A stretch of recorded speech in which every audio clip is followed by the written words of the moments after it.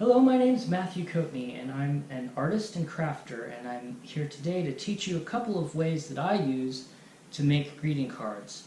And I make greeting cards and sell them professionally, so I'm going to show you the techniques that I actually use to make money selling greeting cards. And we're going to make a couple different types. The first type is based on a dragonfly image that I painted. But you can use photographs or whatever you want on photographic paper or whatever kind of paper that you like. I like this particular coating, so I use it. It's a fine art paper, but you have to cut these out. So it's cheaper if you put multiple images on a piece of paper, cut the images out, and then assemble the card. And we're going to be assembling those in a trifold aperture card.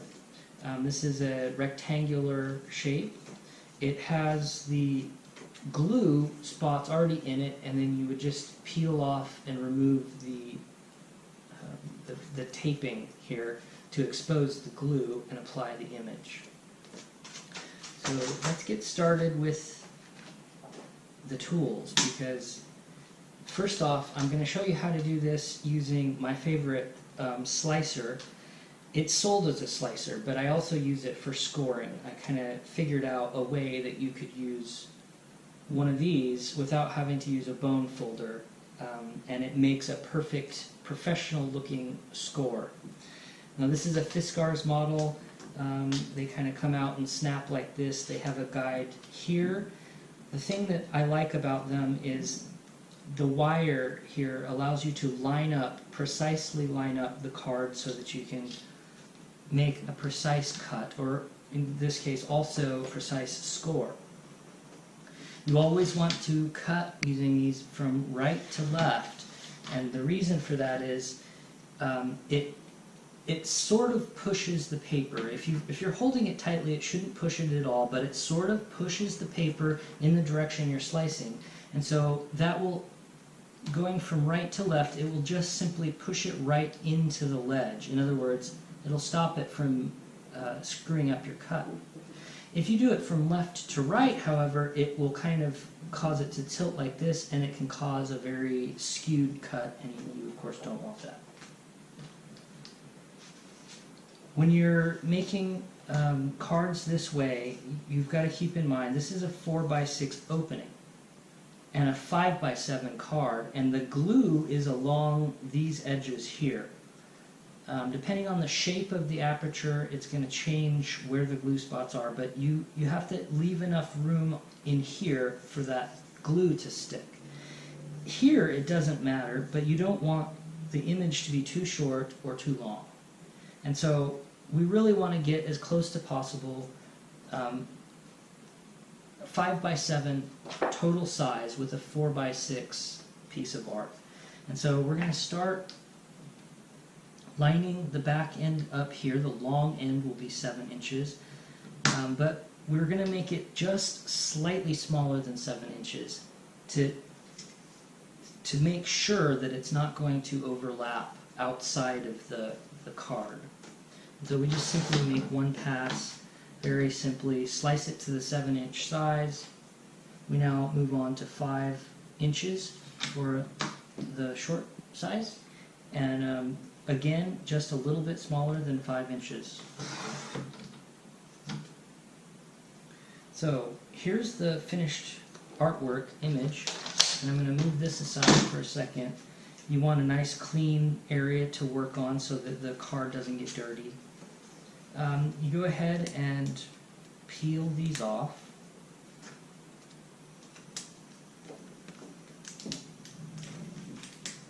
And this glue is so sticky that if you touch anything to it, you're probably going to ruin both the aperture frame as well as the image that you're trying to affix to it, because it's that sticky, so you won't be able to really get it apart unless you're lucky.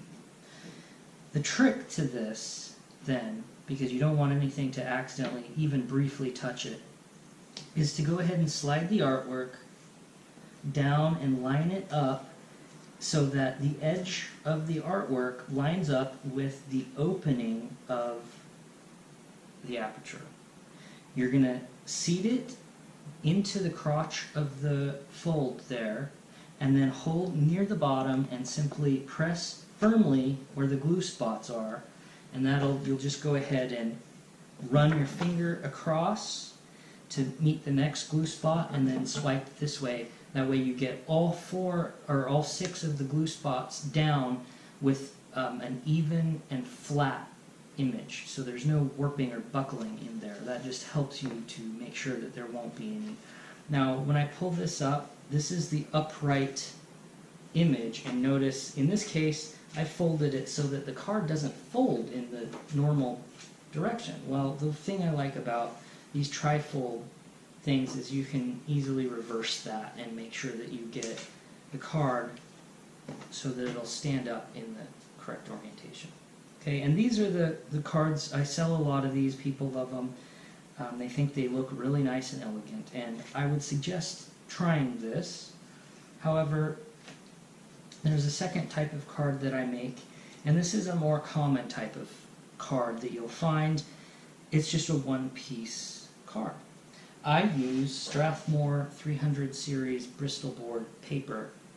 I use this because it's the right thickness for a card, and it's artist paper, so the paper takes ink from a printer or whatever artwork you're going to do very well, and it looks very nice. So then you print it off in this manner and do your folding and slicing, and there you have a professional looking card. Now I'm going to give you a link to download this image so that you can start right away printing your own cards. And the 2 tools that we're going to use for this, again, we're going to use this Fiskars slicer in conjunction with, this is just a piece that I picked up, that I found in one of my old sets for a compass. The point is, it's a stylus, and it's not pointy. It looks a little bit pointy, comes to a bit of a point, but it's not actually pointy.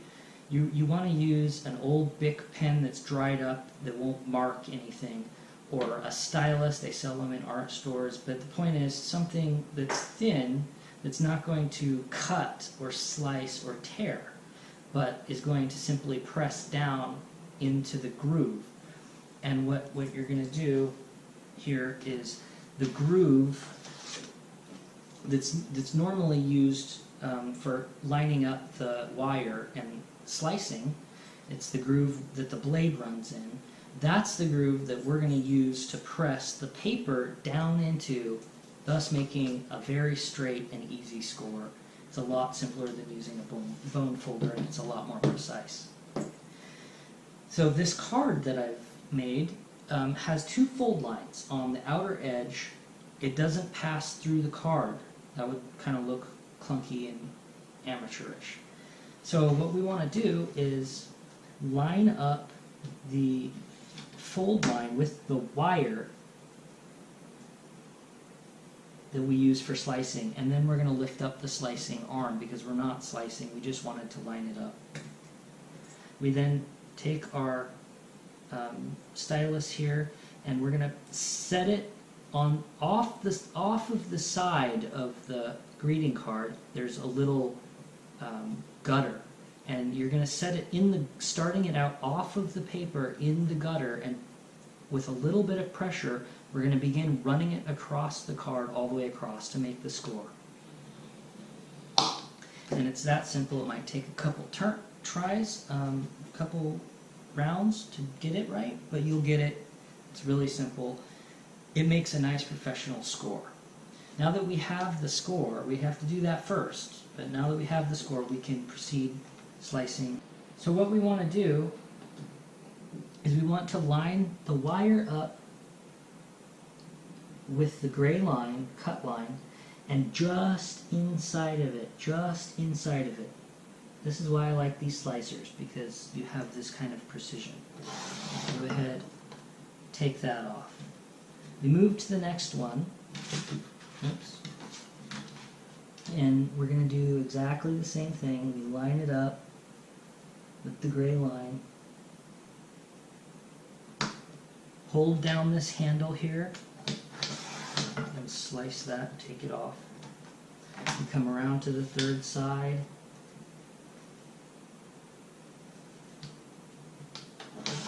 Take this off.